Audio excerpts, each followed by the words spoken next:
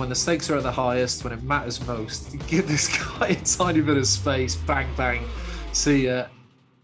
Hello and welcome to RugbyPass Offload with me, Christina Mahon. And today I'm joined by Ryan Wilson, Jamie Roberts, and former Springbok captain John de Villiers to discuss all the events from Saturday's third and final Lions test. How are you all? John, it's great to see you back. Yeah, thank you very much. Thanks for inviting me back. John is certainly happier than the rest of us, isn't he? I'd say a little bit. Yes. I'll just keep smiling. I'll keep smiling. You just keep smiling. You keep strong smiling until you're asked questions. Well, look, I mean, guys, the Springboks did it. They tamed the Lions. I mean, before we get stuck into all the big talking points of the game, John, what's the reaction been like in South Africa? Yeah, it's obviously been very well received in terms of the victory and the serious victory. Going down 1-0 after that first test match, it was a big mountain to climb if you take into consideration the preparation or the lack of preparation beforehand. Then COVID hitting a couple of the guys beforehand as well. So it's such a big occasion in South Africa. Getting a Lions team to come over. So the fact that it was completed, the fact that we got through the whole series, nothing major happened in terms of guys getting really sick from COVID or anything like that. So I think that should be celebrated from all parties involved. Irrespective of the result, irrespective of who won, I think everybody needs to take credit for that, and that we got through it. And certainly in South Africa, the fact that we had rugby on Saturdays provided a lot of joy for a lot of people in a time where there's a lot of negativity. Well, does it have a similar feeling of unity to that of the World Cup? Yeah, no doubt. It does. Rugby has played such a big part in South Africa in terms of bringing people together. And this time around, it's no different. Everybody wants to associate with the winning team, and the fact that they were able to win it towards the end in a game that could have gone either way. It has brought the country together again, and it has given us something to celebrate and unify around. So, it's not the World Cup, but it's pretty damn close. I think that big gap between the World Cup and this, and barely any rugby, has made this even bigger a thing for South Africa as well. I think that big gap in time, all the talk around it, are they going to be good enough? Are they going to be fit enough? That's what's made it so special as well for you guys. Yeah, it has, and Ryan, I think, what the world has experienced in the last 18 months with COVID, etc. So you take all of that, you take that negativity, then just, at the start of the tour here in South Africa, we had social unrest and things happening, so immediately every day you get the news, there's negativity, it makes you feel down all the time, and then luckily you can almost turn the newspaper around and go to the sports section, and the rugby has been able to put smiles on faces. Suddenly you feel a little bit better, not only about the environment but about yourself as well because of the rugby team winning. That's a big responsibility, and I don't always think the guys know what a big load they actually carry. Because the nation certainly feeds off it. Do you think there'll be any sort of kind of like open top bus celebrations around the country, or has anything been planned, or is it just kind of gonna? No, nothing like that. Well, we might. Maybe the 09 group can get together and do that on behalf of this year's group. No, because they're straight back into it. They were back at training Monday morning, preparing for the rugby championship, because they've got a test match this weekend coming up. So I think it's just it just shows the professionalism of rugby players today versus, again, 12 years ago when we experienced it, because it's straight back into it. Job done. Maybe one day to celebrate a little bit, and then it's back into it. Next job, rugby championship, and that's a pretty big ask as well. Definitely not as fun, eh? No, not at all. Well, John, in terms of the championship, are they now the favourites, having gone and just won the Lion series? Oh, that's a tag that the Springboks do not like, and it's one that I think, what do you base it on? I think that's the difficult thing, because we play Argentina at home 2 weeks in a row now, this Saturday and the following Saturday, and then it's 4 games away from home. So you play Australia and New Zealand 2 games away from home. So you don't get the advantage of playing at home. And here in South Africa, we've been playing in empty stadiums. You go over there and they've got crowds going. So it certainly gives you the advantage you want. So to say that we're favourites, I think it will be a tough call. I think it's an amazing achievement for South Africa. I really do. And as gutted as I am with the Lions losing, and it was always going to be one score, it was always going to be one penalty, one way or another. For what the Boks have been through, the fact they haven't played, yes, their players have all been playing a decent level of rugby with their clubs, whatever, but to come together in that short space of time and produce, having gone through, all the COVID stuff for the squad and some big injuries as well, it's an immense achievement. And so you got to take your hats off to them. I don't buy into all this, the way they play the game and what have you. I think that's a load of rubbish. The beauty of our game is that it appeals to all shapes and sizes, and it also appeals to all coaches who want to take pride in whatever facets of the game. The Boks take huge pride in the way they play the game. The little intricacies in their set piece and their kick chase game. And up north, there has been quite a bit of negativity around, we're watching turgid affairs on the rugby field. It's not as open, but that's the Springboks. That they take huge pride in the way they play that game, and it's a winning formula. And I have to give huge credit to the Boks in sticking by that. And ultimately, when you look at how many tries they scored versus the Lions, they scored more. So as much as you want to throw those comments into the ring, I think it's quite unfounded. But Jamie, I think, on a different forum that you and I spoke as well, I think for both teams, the preparation has been very different.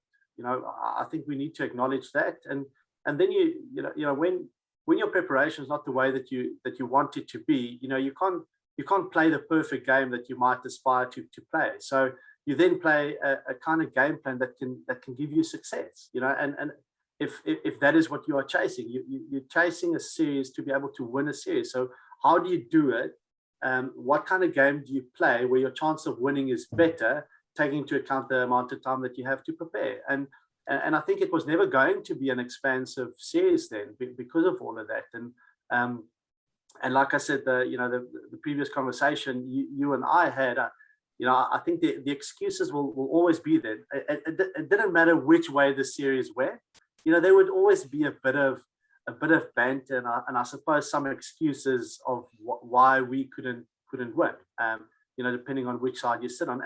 And that, to me, in a way, adds to it as well, because it means so much to everyone. So, let's celebrate the positive. Let's celebrate the fact that we saw it and experienced it, and and then kind of move on, I suppose. I suppose in terms of maybe the rugby on display, and I know, Jamie, you're not going to like this part, but I know a lot of people have said that it probably has to go down as one of the most boring series of all time. But there was one man who threatened to rip up that assessment, and that man was Finn Russell. Ryan, how incredible was he when he came on? He just seemed so calm. Yeah, that's Finn, though. That's Finn. Like, no rugby for 5 weeks. Comes on the big stage with the biggest grin on his face, high-fiving everyone as he runs on the field, 11 minutes into a test or whatever it was. And that's exactly Finn, like, just calm as anything and enjoys his rugby. And he showed that when he came on, didn't he? He was good.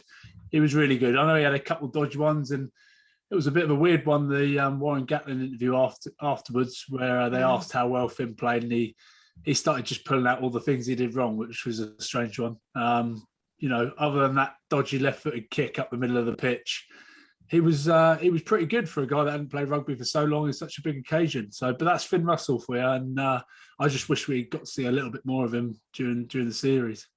Were you worried for him when he seemed to make that head-on-head contact with Colby? Like, could that tackle have been carded? It could have. Of course it could have, because of the rules and the way everything is. But when you really look at it, Colby's pretty much on his knees as they make the contact. So, yeah, it was a difficult one, wasn't it? It was a difficult one. It could have definitely gone the other way, and I did have my heart in my mouth. I was thinking, oh no, please.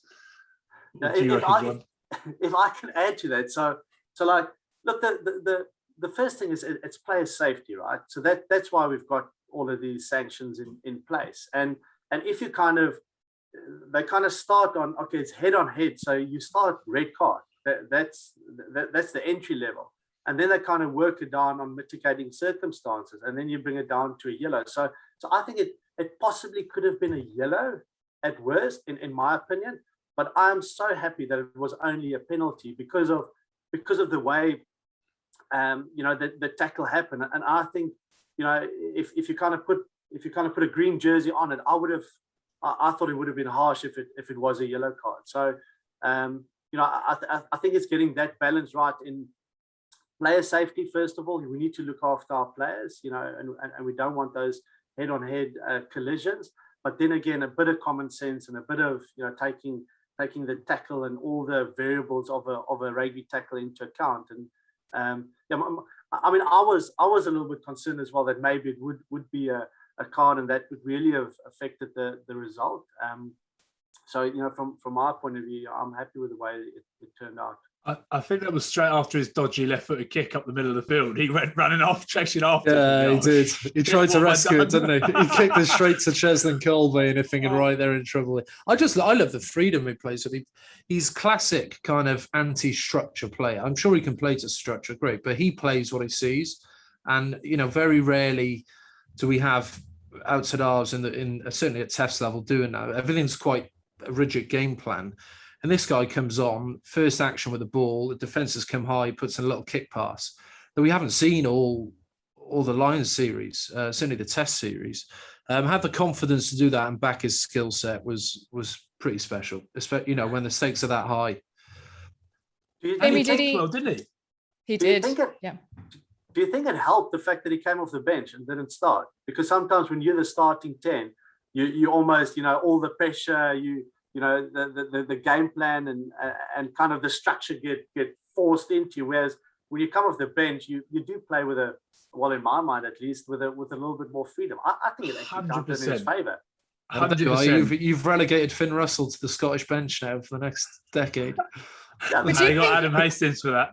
But even in the preparation though with Finn, I mean, with the Springboks kind of have been preparing for Danberger to be on until say 60 minutes. And then Finn comes on, 10 minutes into the game? Like that's going to kind of ruffle their feathers a little bit as well, isn't it?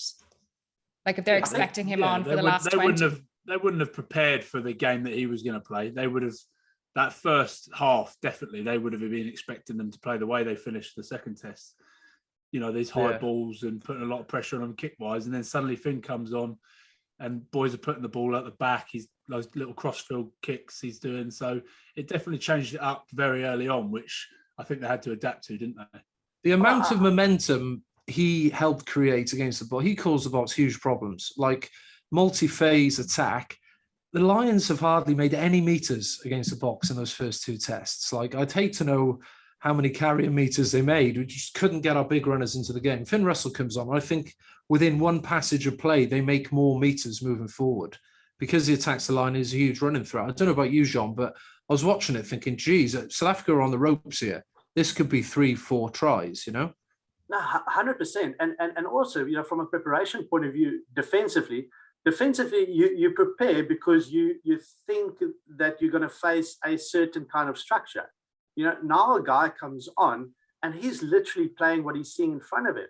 So he's having the options to play inside, outside, kick, whatever, and then he's executing where he's seeing the space. And, from a defensive point of view, you can never cover everything. So there's always space somewhere. It's being able to get the ball into that space. And he was able to do that. And it feels as if the players around him, could feel that as well. So they were running off him, and kind of, wanting to join the party. Jamie, did he prove that Gatland should have been more creative and attacking in his tactics throughout the series? Yeah, well, this is a question that's almost impossible to answer. Look, Warren wanted to fight South Africa with a South African game plan. I think he knows when he's come close to beating South Africa or beating South Africa in the past, you have to outbox the box if you can have a chance of doing that. So again, it's set piece. We've seen how successful the driving maul was on a couple of occasions, and the kit chase game, and just kind of squeezing teams.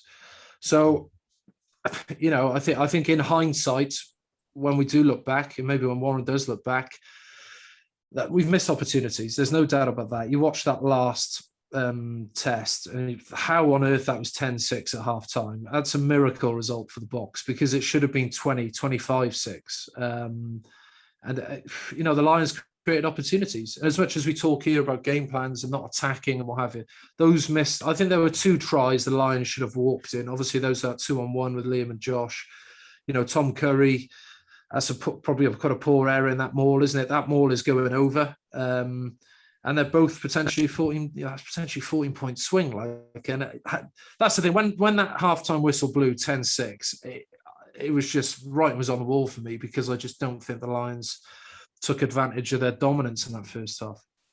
I agree. I thought that, then conversely, you kind of give credit to the Boks for just hanging in there. They don't concede tries, John. They do not concede tries. I mean, it must be Jacques Nienaber. I saw a stat, I think on my Twitter feed the other day, about how many tries he's conceded since 2018 against the kind of the big nations. Mate, they do not concede tries. It must be like a philosophy with the Boks. Yeah, I think they conceded, the most they've conceded was like 2 tries against New Zealand in the first game of the World Cup 2019, since Jacques took over as defensive coach again. So you're 100% right. So the question is, how do you break that down? And I think we'll get a good indication during the Rugby Championship now, where the Kiwis are always, they play a lot more rugby against South Africa, and they do manage to score tries. But on the flip side, again, if you don't get it right, I think the Boks have got a great ability to counter-attack and turn defense into attack and score tries from that. We saw that a couple of times in the second test match. Obviously disallowed tries from Villiers and a couple of others. You saw Cheslin Colby's try this weekend, again from turning it around. So, it's again that balancing act. You want to play, but you want to be able to execute as well as you can. And if you don't, then you get drawn into the Boks style of play, and then you need to be able to counter that. And look, I suppose big games always do come down to the fine margins. And I suppose there were maybe 3 moments in particular that the Lions handed out their advantage. Jamie, you mentioned 2 of them there. Firstly was the Liam Williams non-pass to Josh Adams. So can anyone care to explain what was going through Williams' head when he decided not to pass? I think he's probably watched Rob Kearney in the second test in 2009 and how kind of Frans Steyn backed off and he staying square, hoping Willie le Roux buys the dummy. But it's great defence. Sorry, was it Willie le Roux who made that tackle? Yes. I'm pretty sure it was, wasn't it? I think Pollard is corner flagging. But the way, that's how to defend the 2-on-1. You kind of turn your body and just wait till the final minute and make the tackle. And I think Liam's just hoping he buys the dummy and he goes through. But look, it's poor execution, isn't it? Let's not gloss over it. And, you've got to live with that. It's tough. It's really tough. Big moments and big games like that could have swung the game in their favour. But look, it was a disappointing execution, and Liam will be gutted with that. And what about now Curry's penalty for not rolling away? Now, Ryan, as someone who's probably been guilty of giving away the odd needless penalty before, what do you, maybe sometimes, what do you think led Curry to make such an obvious mistake at a very crucial time? Oh, you can look back at these. I mean, there was the one with Courtney Laws right at the end, not rolling away. There was, do you know what? I think that I'm listening to Sam Warburton after, Jamie. He said that he never reviewed the last game, because you don't. In big games like that, you don't review them, do you? You sort of just go home and disperse and never actually sit and review them. The coaches might do a little presentation and send it out to people and review it that way. But looking back at it, that won't be the things that people are looking at. I think the massive part in Colby's try with that, it was the kick chase. Like that's what the players would sit down and look at. The players would sit and look at that kick out of that ruck. You had Courtney Laws, Maritoje, and Alan Wynne-Jones chasing it. All three of them go for the ball. You've got Curry coming in with Duhan van der Merwe, and it leaves no one on the outside. They're the little bits that people that I would say probably don't know the game as well would not see. And they're the bits that would get reviewed in after a game, and they'll be saying, look, what have we done here? This is the biggest mistake of the game. So you can't pick little moments like that, because some of them, like the Courtney Laws one right at the end, was a really difficult one, wasn't it? The one where Mornay Stain gets to knock that one over. But those little moments in the game, I look back and think they're the ones that you'd be really frustrated at. They're little work rate errors, which are errors that you can easily stop by just working hard. They're the ones that people are most disappointed about. So I don't know. I hate picking up the little things like that. It's always a difficult one for guys like Liam Williams, the stick he got again on Twitter. You just think, give it a break. Go and do something else, people. It was a bit crazy to see how quickly the tide changed on social media after the game. Like the negativity was insane. It's just disappointing to see that that's still going on. People love it. That's sport, isn't it? That's sport. I know people love an opinion. The game is about opinion. All the positivity coming from South Africa could easily have been the other way. As Jean said, it's that's sport, and that's why people are interested. That's what it's all about. It should never get personal, but that's why social media is there, I guess. The other thing to add here, the Boks are blessed with big rugby players. I mean, they feed them on biltong from the age of 5. They're blessed with big men, and so what?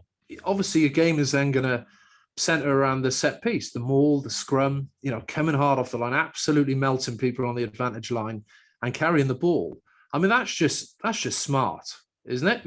I think as a coaching group, you're going, right, we've got X, Y, Z. We need to play the game a certain way. These are our best players. How do we bring out the best in those players? And that's the way it's been.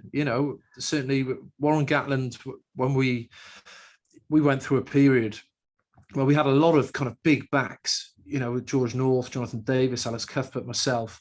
And we do most of the carrying in games, other than forwards. He used the tools at his disposal to formulate a game plan. And I think, the one big regret, when I do look back, I completely agree with you, Ryan. You have a tool like Finn Russell, just probably wasn't used, is he? And I suppose, look, the two other biggest calls on Saturday probably both circulated around Jasper Wiese, with the first being Colby's try. So did you guys think that there was a potential knock-on in that build-up? All scrunch faces? So. No? I think it's gone up, isn't it? Yeah, I don't think it's gone forward. I really don't think it's gone forward, personally. I think it's fair enough. I think we just have to sit back and admire Colby's finish. Like up in the Northern Hemisphere, I think everyone's just like, my God, we've seen Colby over recent history, just outrageous player. Didn't see him his face for over 200 minutes in the Test series. And then when the stakes are at the highest, when it matters most, you give this guy a tiny bit of space, bang, bang. See, unbelievable try. I don't think we've, people aren't talking up that try enough, because no other winger in World Rugby finishes that try for me. And Jamie, if I can add to that, you always, I always, when I speak to youngsters as well, you talk about these magic players that can provide the magic when it's needed in a game, and Colby can certainly do that. But it's having the ability to do the basics right 10 out of 10 times.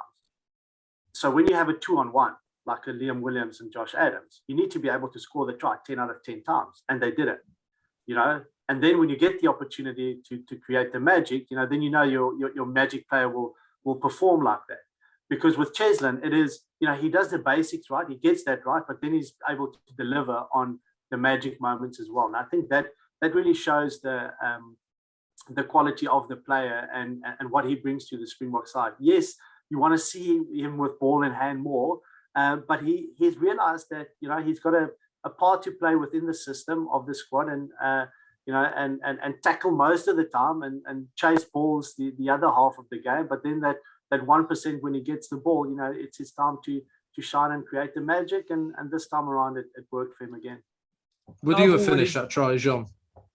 there's no Easy. chance. I probably wouldn't have been able to keep up, to Villiers and again, credit to Villiers as well, because he, a lot has been said about him in the past, but I think his ability there to assess the situation. He had Kubas Ryan up on his inside, but he kind of, he saw where the defense was coming from, and then he wanted to go outside. Then he went back in, created a bit of space inside as well, and then the perfect pass also for Colby on the run. So it's again those small, he collects the pass a little bit on the back, stops his running, and he doesn't score the try. Well, with Cheslin probably does, but maybe he does not score the try. So it's being in that moment, executing perfectly, and you get the result. It could so easily have not been a try, and we wouldn't have said anything really. For the rugby purists, don't focus on the Liam Williams missed tackle though. Look at, like I said earlier, look at that ruck.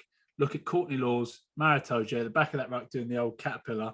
Yeah. Straight up, both of them try and make the tackle. Alan Jones is in behind, tries to make the tackle. Curry tries to make the tackle. Steve Tandy will be doing his absolute nut at that. And then everyone looks at Liam Williams and go, missed the tackle. Well, actually, go back a little bit and look at how those boys have done. It's one to look at. What about now? Help me old mate Sanjay out, that's all. Yeah, you're sticking up for them. It's nice to see you stick up for the players. Now, Jasper Visa stepped up. He really did step up, and he brought raw energy to the box pack. But at times, it did threaten to derail his side series, especially with his no arms missile clear out to Wyn Jones. So, were you guys surprised to see this go unpunished, seeing as we've gotten used to seeing so many cards of late? I think he wrapped. He's gone to get really low. He's actually put his arms like this. So I have no problem with that. It's not a missile clear out for me. I had the same. I thought there was absolutely nothing wrong with that clear out. And he goes low. It's not as if he even targeted the play itself. He almost goes under the player. I think he wraps as well. In my opinion, there was nothing wrong with that. Completely agree. We had to clear out a lot in the midfield for the box. All right, we're all in agreement. Jamie, did you experience a bit of deja vu now towards the end, watching Mornay Stain kick the winning penalty? Yes.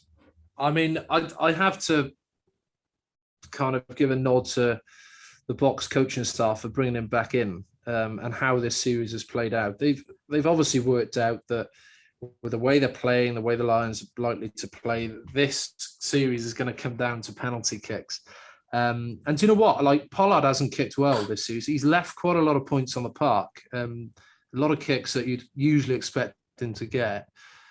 And, to bring on Mornay Stain in a game of that kind of magnitude when it matters most to deliver what he does best, it's a really smart play from the box management.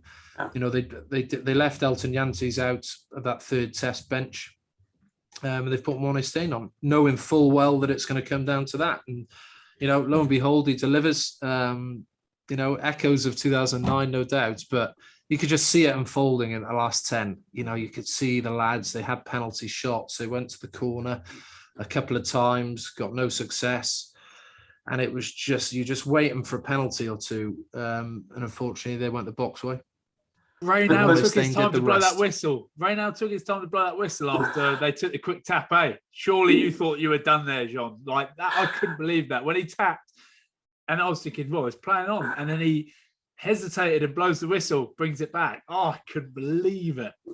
Look, Herschel got a bollock in for that, John. I think so, yes. I absolutely hate watching rugby. I think it's way easier playing the game, and then you can do something about it, because watching it, it's just too intense.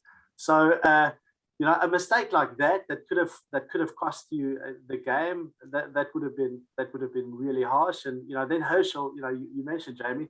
Then he knocks on the ball as well, the last play of the game, or before the last scrum, where the box get massive meters with a maul, and he knocks on the ball at the back of that maul, creates a turnover. So, that was big. But Mornay Stain, so calm, so collect. It's what he does. It's he's that's what he puts in so much work into his kicking. He's got a tremendous work ethic, and at the age of 37 to stay calm in that moment, I think is it was fantastic. And the irony in it all is that I reckon if Pieter-Steph du Toit does not get injured in the second test match, Morné Steyn doesn't play the last game. So if Pieter-Steph du Toit stays fit, he starts the last test match. The Springboks will keep a 6-2 split on the bench for the third test match, which means Herschel Jantjies and Damian Willemse would be on the bench, and Morné Steyn does not make the match day squad. Who knows what the result could be then? So, again, it's these small parts that, was there a bit of luck involved? 100%. But bounce of the ball maybe on the day in the Boxers' favor, some of the calls, maybe in their favor, and you win the test match. And that's where I speak about the ebb and flow and the roller coaster ride of being a professional sportsman. That almost sounds like a bit of sliding doors as well when you talk about selection. And you never know if something else that, if they'd gone for the 6-2, it could have been a different result. But look, it is what it is. It's like fate. It's like, I'd say, more Final Destination. I think it's quite harsh that Christina is wearing the green of the Springboks today as well. I mean, oh, I know. I didn't think that. It's not the green of the Springboks. No, it's the green of the Irish.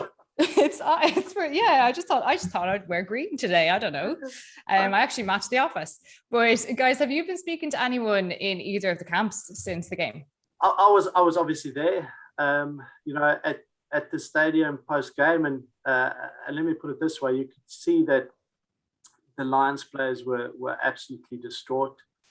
It was a tough pill to swallow for them, and especially some of the senior guys, and then the elation and the joy from the box. It really means a hell of a lot for the Springboks to be able to win this series. It's a huge occasion to be able to play the Lions, and to win, to beat them and win after being one down is, I think it's an incredible achievement, and it's so close to winning a World Cup final as well. So I'm sure they celebrated a bit on Saturday night. John, do you have any idea how they did celebrate? Because I thought I saw on social media, were the two teams together? Because didn't Hamish Watson end up cutting off his mullet? I don't know if the teams were together. Okay. They stayed in different hotels, so maybe a couple of drinks post game in the at the stadium. Whether they had a function together, I don't know. And that's Christina's got mixed up, John. It was Duhan van der Merwe with his South African accent cutting off Hamish Watson. I saw that, but I thought I saw some of the South African players cutting Hamish Watson's hair off. So I knew which one Duhan was, but I just, for some reason, I suppose maybe I'm just so used to seeing the two teams get together afterwards. I just assumed that's why he was egged on. But no, I don't think they will have. I don't think they will have mixed. Yeah, because of the guys having to go, back home and isolate, and I suppose again from a COVID point of view, even though you did play against each other, it's just that risk again.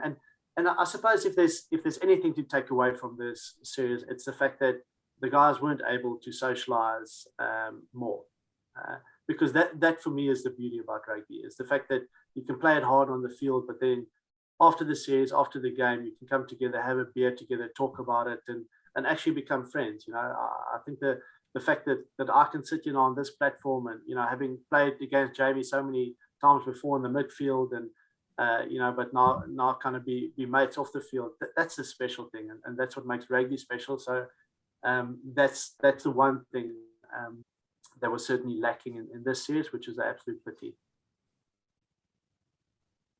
Yeah, so I was going to ask you, Jamie, what's the crack with the boys from the Lions? They look like they're all back in Jersey on the beers. Are they back? If you think about it, South Africa is a red list country in the UK's eyes. So all those players have to quarantine before entering the UK. So you either go and do 10 days. You either do your 10 days or 14 days, whatever, in the UK hotel, which you pay for, government provided, or you do it elsewhere. And then, you go to a green list or amber list country, do your quarantine there, and then come straight into the UK.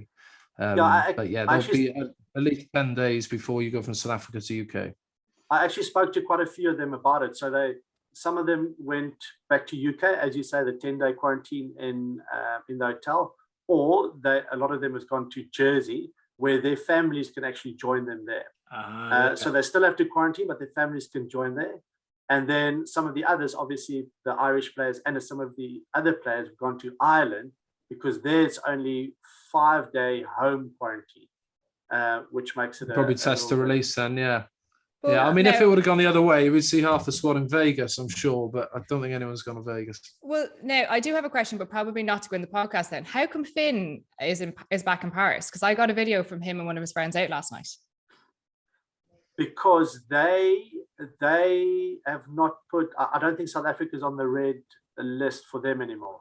When Warren gets back to New Zealand now and analyses the whole series, what do you think would be his main regrets?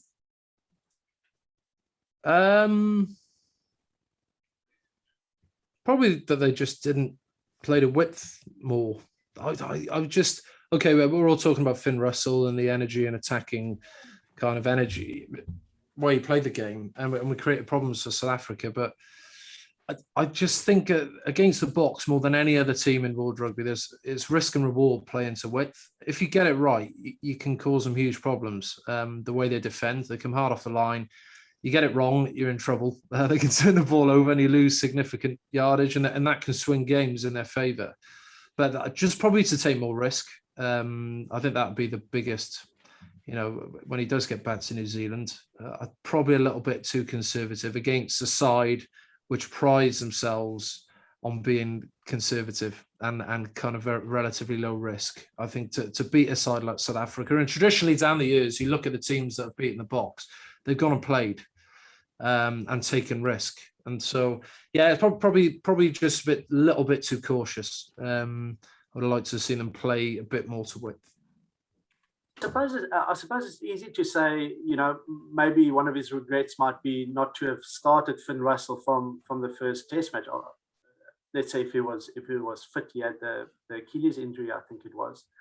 But then again, and I mean, Ryan, you probably know better than us. Finn Russell blows hot and cold as well. So you need to ask the question. You start with him 3 Test matches in a row.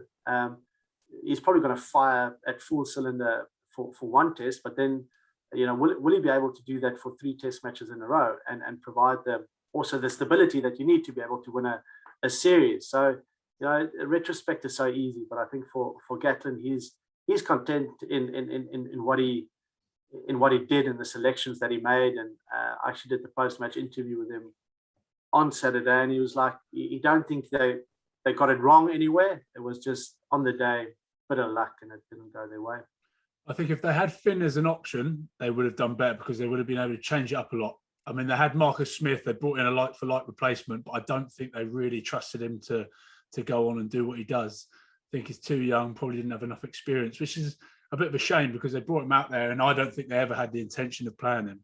But Finn Russell, if he's there and he's on the bench and he's available for all the tests, start him for one, put him on the bench for another, mix it up. Yeah. It just gives them a little bit of a different style of attack, so that then South Africa have to adapt a little bit and they can find weaknesses. So I reckon, yeah, if he had his way, he would have had Finn Russell available for all 3 of the tests, so they could have chopped and changed a bit. Is Gatland still the best person to be leading the next Lions tour? Because I know there's been a lot of whispers about Scott Robinson taking over. He's obviously one name that's been threatened. It'll be interesting to see whether Warren does the next tour. I mean, he's done all 3. He's headed up a tour in Australia, New Zealand, South Africa now. So I guess do you naturally assume that's he's done his fair share, or he goes and manages his 4th one and tries to repeat what he achieved in 2013 with the squad we had. So yeah, we'll see in a couple of years' time. I think there'll be a lot of chat about it over the next few weeks, and that'll all disappear as we look ahead to the World Cup in France in a couple of years. But there's also a lot of there's an awful lot of chat in the media about the future of the Lions, and if there's enough space in the calendar to fit it in, etc., etc. How important is it, do you all think, to keep the Lions going? I wouldn't have ever even questioned that was something that was up for discussion. Yeah, it doesn't need to be questioned, does it? That's crazy that they're even talking about that. That's just someone trying to get a bit of an article out there. There's no way on earth they're thinking of canning the Lions. I can't see that as well. And I think it's only in the Northern Hemisphere where that debate might be ongoing. Certainly here in South Africa, and I'm pretty sure Australia, New Zealand, we see the Lions as such a critical part of the rugby calendar and of the rugby cycle. And I really can't imagine rugby without the Lions. It's something that I grew up with, in apartheid South Africa, not being able to play against the Lions and seeing how special it is, and then eventually being able to get the opportunity to play in the Lions series. It is one of the biggest moments in a rugby player's career, if you're based in South Africa. And to take it away, I just, I can't see it happening. Obviously, it needs to be financially viable. And if they can do it in empty stadiums as they did this year, then surely there's no reason why they can't do it and make it financially viable in any other year. John, can you give us an insight into what Rassie is like as a man and a coach? Because I think he's almost developed a bit of a pantomime villain persona over here. Yeah, look, there's he actually put a video out of about an hour and 3 minutes where you can see his personality quite clearly. Go watch it. No, look, Rassie I think he's one of those guys that rugby is his everything. Okay, so he played the game of rugby. He's now coaching it. I don't think he's experienced life without rugby being part of that. So he takes it very personally. He takes it very seriously, and he does whatever he can to get results. So off the field, he's a fantastic guy. I can remember when he was coaching the Stormers still, and I was captain, and we'd go for Wednesday afternoon golfing, and we'd break away a little bit and have a couple of beers, on the course kind of thing. And he's a great guy to be around then. But he takes his rugby extremely seriously, and I think that comes out in the way that he prepares, the work that he puts in, and it's something that's pretty close to his heart. So when you see a video like that coming out and all the comments around that, I think it's because it's again an opportunity that comes around once in a coach's life, and you need to do whatever you can to hopefully get the results that's needed. And he felt that he was treated unfairly, and so that's still up in the air. But I can't. His passion for rugby is certainly there. Yeah, I don't think you could take that away from him. Does he ever switch off? Or is it just constant? I feel like, is he kind of similar to, I know I was told with Joe Schmidt, he was like that. He just even, at socials or whatever, when people are trying to just relax. You were living with Joe Schmidt? No. Oh, I thought you said when I was living with Joe Schmidt. I was like, what? No, I was told with Joe as well, he was very much like, even in his off time, or if he was at a social and people are just trying to relax and switch off from rugby, he was just constantly talking about rugby and trying to analyze and think. Is that the way Rassie is? He just does not switch off. I think that's exactly the same. I think it's exactly the same. And look, Jogninov is not far behind. They've come and worked together for a long time, and rugby is just part of their life. So I think it'll be very similar to Joe Schmidt. Right. Look, guys, looking back over the last 5 weeks of the Lions tour, it's been full of standout moments, controversy, incredible highs and crippling lows. But I want you all to pick your favorite moment from the tour and tell us why. So this can be like a try, a tackle, an argument, off the pitch event, whatever it is. I think the Rassie video must certainly be up there as one of the standout moments, just because of the debate that caused. But I'll go standout moment, Ches and Colby, the try in the third test match. Again, just the brilliance of the individual, the ability to score that try, the magnitude of the try. Ches and Colby for me. Jamie, what about you? Oh, it's hard to disagree. If we're talking about rugby, just pure magic. I honestly thought we'd shut out Ches and Colby. You stop Ches and Colby, stop the box, and we managed it for 2.5 games, and then one opportunity with the ball in space, he proves the difference between winning and losing. So I'll go with that as a rugby moment. I also loved at full time at the third test on the weekend, Morné Steyn just putting his arm around Finn Russell. He went to charge down his little penalty tap, and Finn's smiling. Morné's obviously smiling. And there's this awesome photo, all the box celebrating. He's got his arm around Finn Russell. I thought that was just a real nice moment in the series, especially what Finn brought to that third test. And, he still had a smile on his face, even in defeat. And the crazy thing about that, Jamie, is Finn will get slagged off for that, and people get annoyed because they're saying, look, he doesn't take it seriously. That's completely unallowed. You shouldn't be laughing and smiling at the end of the game. You just lost the series. And you'll have people hammering him for it. And that is the sad thing, isn't it? Like, we're out there to enjoy ourselves at the end of the day, and Finn does it, but he's going to get rinsed for it, which is crazy. So I just had to add that because it annoys me. It's almost the irony of those two as well. So Finn Russell, what he brought to that game, and Morné Steyn, being able to, because he made history from a South African point of view. The first player to in the professional era to play in 2 Lions series, and obviously the impact he had in 2009, and now to be able to do it again, that's pretty special as well. Right, mine was seeing after finally wanted it for so long from the beginning. I'd always said the Price and Russell 9 and 10 combination, and it finally coming to fruition in the final test, only 11 minutes or whatever it was in. Seeing those boys finally being together, Finn Russell and Ali Price, 2 of my good mates, playing together in a Lions jersey in a massive test, and doing so well. That was my favourite moment of the series, and definitely. Isn't it crazy how we're rounding up the series now? Like it's been such a journey. But thanks for those little moments, guys. They were all lovely.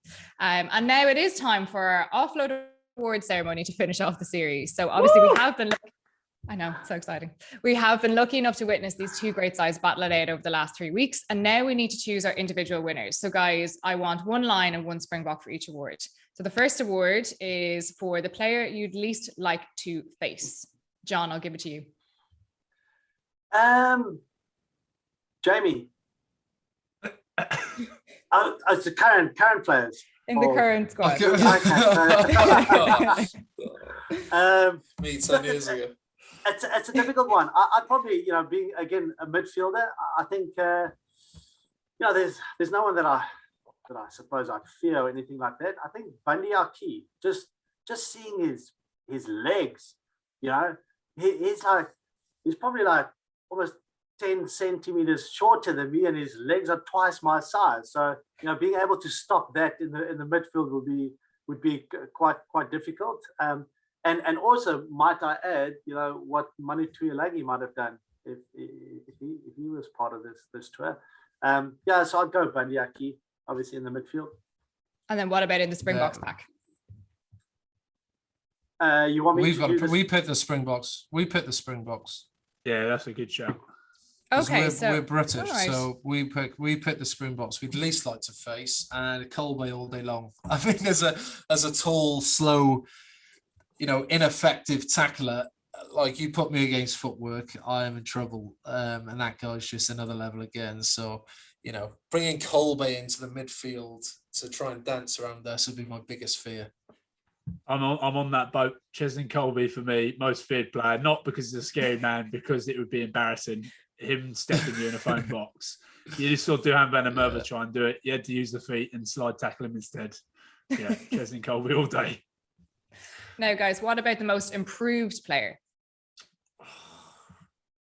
Yeah, can I, from a South African point of view, I think Oxen Chair that started the first test match at Lucerne. I was extremely impressed by him, the way that he played, obviously substituted at half time and got a bit of an injury, but he carried well, he scrummed really well in that first game, and I think certainly one for the future, and hopefully we'll see some more of him now in the Rugby Championships. Against popular belief, I've gone for a forward. Nice. And what about you guys now, Jamie and Ryan? I want you to give me the most improved Lions player.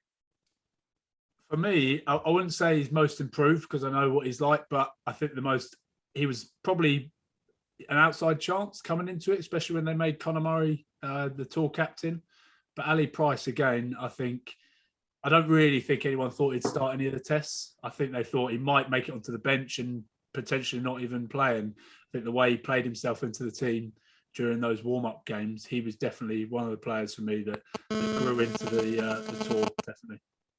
Right, Ryan, I actually went for the same if I was asked from a Lions player. So great minds. Well done. Jamie. Nice. I'm going to go Luke Kandicki because I think he was picked. I think if you look at the lads who toured previously, Ken Owens and Jamie George, many people probably expected Luke Kandicki to be third choice hooker, and for him to come through that tour, show his abrasive style, exactly what was needed against the Springboks pack, and play as well as he did as well. He started the first 2 tests, came off the bench in the third one. To feature in all 3 tests, I think not many people would have expected that. So for me, most improved, Luke Kandicki. Now I want player of the series, but I want you guys each to pick one from each side. Oh, hard, isn't it? I'll tell you what's harder, this combined Lions 15, because you want to put some Lions in there, but you go for the South Africa team. Stressing out about this. I'm going to go. I think Eben Etzebeth was massive. I think really, I thought he was immense. I really do. And when you're coming up against quality in Alan Wynne and Itoje, you need your big players to step up in big games, and he's been a kind of pillar of that Springbok pack. I'm just amazed with his fitness and how well he moves. For a man that big, you watch him move around the park. He's unbelievable. It's like he should be half his size. He moves as well as an athlete half his size. And the way he's, his attack, his defense, his leadership qualities. I thought he was huge for the Boks. And likewise, my other player of the series on the Lions side, I'd agree with the actual official vote in Maro. I thought Maro in the test matches really did stand up, and certainly that first test, I think probably a career-defining performance from him. I've not seen him play that well in any sort of test match, and to deliver that in a game of that magnitude was pretty special. So I'm going to go with the 2 rows, Eben Etzebeth and Maro. John, what about you? Yeah, I'm actually, and from a South African point of view, the midfield combination for me, they're not flashy, they're not, they've got a certain job to do within that team, but the small things certainly makes a big difference in that team environment. So Damien de Lende for me was just so solid in the midfield. He, tackles that he made, turnovers that he won, pressure that he put on the opposition at ruck time. He's just, the stability that the Boks need within their squad. So I actually went with him. He also played every single minute of all 3 test matches. But it's I almost want to go de Lende and collectively, as a combination. Also, I thought was so solid for the Boks. I agree with Itoje. Really, that first game started strong. It's a bit kind of came through in the latter 2. So I'm going to go back to Ali Price as the player of the tournament from a Lions point of view for me. Nice. And Ryan, am I going to take a stab at this and guess that player of the series for the Lions is Ali? No, I can't do that. I would, but no, I've realised that I've hyped him up too much. I'll start being like an embarrassing dad in a minute to him. Start to cry, get a bit emotional. Yeah, no, he's up there. But for me, the Lions, I agree with Itoje, as hard as it is to say. He, again, got talked out of it, didn't he? Said he wasn't playing. They talked about him saying he wasn't playing his best rugby. And again, another person that I think grew into the tests and was just a menace constantly. Give so much energy to that team. So Itoje for me for the Lions. And then I'm stuck between, I know he didn't play the 3rd test, but Faf de Klerk, I think, was just so pivotal for him in the first 2 tests. And Lukhanyo Am is like another one. I think defensively, he was outstanding. He came up with a massive shot in every time he played, shut him down early and sort of said, listen, don't try running here, and they end up tightening it up. So between those 2, it's pretty tight, but I'd probably have to say I'd like to have seen him play in the third test. I think it would have made it even more interesting as well, because of his hot head. But yeah, I'll probably say Faf de Klerk for the Lions, for the South Africa. Sorry. Nice. And now, guys, to finish off, I would like to hear your combined Lions Springbok starting 15 for the series. Let's start at number 1. So I've gone with good idea. I've gone with Kitsov, because the stability he just brought in the second and third test, and he's just a quality player throughout. I will mention though Wyn Jones as well, because I think the injury to him in that last test match just before halftime, it made a massive difference in the eventual result. So if he was fit from game 1, who knows what could have happened, but it kind of sways towards Kitsov for me. Yeah, I've got Kitsov Yeah, as happy well. with that. Jamie, are you different? Yeah. Okay. No, I got Right. Stevie Kitsov. Yeah. Hooker, I've gone with Kandicki. Agree. We've got nods here. Yep. Nah, I've gone Bonambi. I just think he was brilliant. I think he was solid to keep a guy like Malcolm Marks out of the team, who's outstanding as well. I've gone with the whole front row for South Africa. I was going to put Furlong in there, but to put someone in there from the Lions, but I think those boys, especially the second 2 tests, I think were outstanding. So I've gone for an all South African front row. Franz Malherbe, like for his shape, like he just looks like he should be nowhere near it. He's unbelievable, isn't he? Yep. Unbelievable. So like, I mean, so strong. He's awesome in the scrum, around the park as well. I was just saying about Eben Etzebeth earlier. The way he moves, he just defies his shape. So no, I'd be hard to disagree. Jean, have you gone Franz as well? I've just got Furlong to because he started all 3 test matches. It's so difficult when when the one gets subbed after 50 minutes and the other guy needs to go 60, 70 minutes. But then again, I did feel as if the Boks had the dominance in the scrums on the collective. So it'll be difficult not to have a South African. So hold on. So we're going. You guys make the final decisions. We definitely got Kitsov of Malherbe, I reckon, because both of us, there's 2 against 1 there. But you boys have gone 2 against 1 for the hooker. Then that gives us a line in the front row, doesn't it? Should we come to agree on that? Happy with that? I agree on that. I'm happy with that. There we go. Second rows. Second rows, I'm going Itoje and Etzebeth. But they play the same position. They're both number 4s. Oh, sorry, mate. Is there any difference? Yeah. What? Yeah. Well, I've got like Franco Mostert for me, again, one of the unsung heroes of the South African team.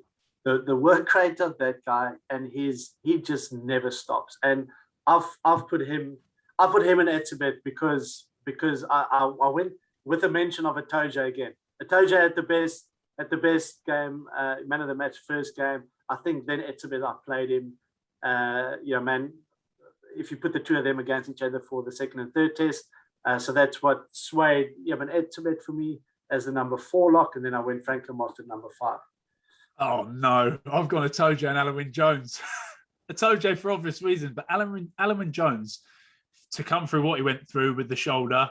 At first, I'm going, there's no way. We spoke about it. I said he's going to be a hindrance to the team. He's going to get injured.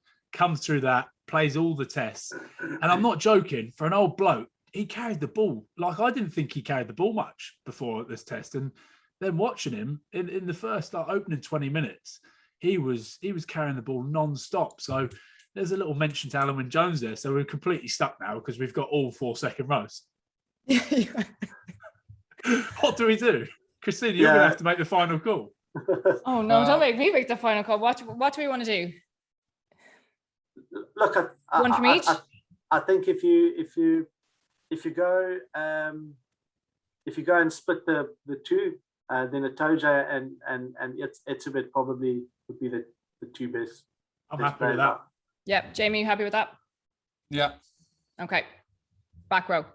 I'm writing this down, by the way, just so I've got it. Yeah, I've got it as well. Back row. Go on. Ryan, you go. Come on, I wish Dwayne Vermeulen was playing. Like, I would have just had him in there. I might just stick him in there because of it. I don't think anyone really stood up at 8 for the Lions. Conan played well, but he was just didn't do anything special. Curry, I've got in there. I think he played well, but again, I would like to see Hamish Watson. I just think the back row is so hard. Steph the Tweet got injured. Khaleesi at times was brilliant, led well, obviously, and got a few crucial turnovers, but again, wasn't outstanding. It's a hard one, isn't it? I've got Khaleesi in there. I've got Curry in there, and I've just got no one at 8. Yeah, I've got no one at 8. I went Conan at 8 because of he started all 3 test matches and just the at the box you had chopping and changing, and I don't think one of them played so much better than the others. I thought Conan had a strong game in the second test match actually, in a losing game. So I went with him at 8. I went with Khaleesi at 7. I actually went with Laws at 6 because I thought he had a strong game in the first test match, faded out towards the second and third, but again, no one that much better in the Springbok setup. So I was going to put Laws and Conan. I was going to put Laws at 8, but he never played there in the tests, and I thought, you can't really do that. Jamie, what do you reckon? So do we go Khaleesi, Curry, and Conan? I'm going Khaleesi, Conan, and Curry. On my 3. Happy with that. I've got Khaleesi and Curry, so I'll stick Conan in there for you. I go Ali Price 9. I think of the test series. We've got nodding heads here. So are the other two? Are you guys in agreement? Happy with that. Right, fly half. Yeah. I mean, this is tough. I think he didn't goal kick well, but I'm gonna have to go Pollard because he started all 3 tests at 10 and they won the series. It's just control with his kicking game was pretty impressive. So, Biggs, Russell both play well in their own respective ways, but this guy started all 3 tests in a winning series, so I'll go Pollard. Ryan, I saw you smiling there. Do you have Finn down? I don't know whether this is from the tests or how, if we were picking a team to go out and win against, let's say, the All Blacks, that's what I'm going off, and I'm going Russell for that reason. I don't think Pollard and Bigger offers enough as Finn Russell, but the way they played, obviously Finn didn't play enough rugby, so I'll leave this one open to you boys, your backs. John, you decide. I've also gone Pollard, purely because I thought the second test, him and Faf de Klerk controlled the game so well. Also, the fact that he came off an ACL injury tear 8 months ago, or a little bit longer than that, had COVID a week before the first test match, and then being able to play all 3 test matches. So I went Pollard at 10 with special mention of Finn Russell. Right, guys. Shall I do 12 and 13? I've got 12 and 13 now down. Delande and Lekanyan, like they were solid. Agreed. Same with me. And we all know which winger we're keeping in there. Yeah, Cheslin has to be in there. I think Willie LaRue was impressive. I thought he played really well as well. And I get the other wing spots open for debate, boys. Yeah, I've got with the all South African back 3: Willie LaRue, Cheslin Colby, and Duan van der Merwe. See what you did there. What are you guys in agreement? Duhan or Mapimpi? Duan for me, just he's not like a traditional wing, but he actually kept the defense quite busy. And they really struggled to get him down. When he carried the ball, so that's why I went with him. Yeah, I'm inclined to agree actually. If you look at we didn't see the best of him, but if we looked at the way his work rate, his kick chase stuff, we did actually play really well, and but we didn't see the best of him carrying the ball, which is what we're used to seeing, certainly in the Six Nations and at club level as well. But I thought on the other facets of his game, to start all 3 tests and play as well as he did, I go Duhan as well. So I go Colby, Willie LaRue, Duhan van der Merwe. I'm happy with that. How excited were you when you saw Van der Merwe up against Colby, 2 completely different rugby players, and then you never saw anything of it because the ball just never got there? Right, guys. So then have we decided on it? So our line Springbok 15 for the series is Kitchoff, Kandicki, Malherbe, Itoje, Etzebeth, Khaleesi, Curry, and Conan. And then we have Price, Pollard, Delande, Colby, LaRue, and Van der Merwe. All happy? Yes. Okay. It's an all right team, isn't it? It's a pretty impressive team. Yep, happy with that. Good work, right, guys. not bad. Yes. Well, on that note, that is it from us. So thanks to Ryan Wilson, Jamie Roberts, and John Villiers, and thanks to you for listening. Make sure to subscribe to the show wherever you get your podcasts, leave us a rating and review if you can, and don't forget to check us out on YouTube as well. Thanks, guys.